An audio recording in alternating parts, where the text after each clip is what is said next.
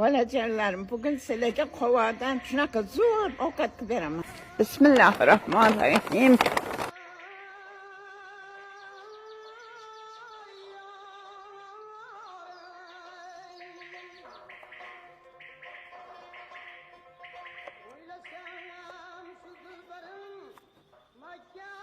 Qovoqlarimizni ichini tozalab, tayyorlab qo'ydik. Endi bunga tayyorlab qo'ygan masalliqlarimizni ham solamiz.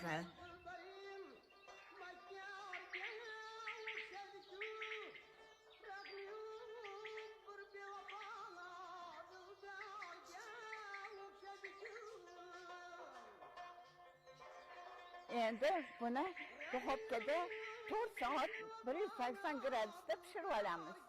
Qovoqlarimiz ham pishdi. Idishlari o'zi bilan dasturxonga tortganinglarda juda chiroyli turadi. Mana qovoqlarimiz ham yumshoqqina bo'lib, go'shtlarimiz hil bo'lib pishib ketibdi. Voy, og'zingda eriydigan bo'pti bolalarim. Kela qolinglar, sig'dinglar.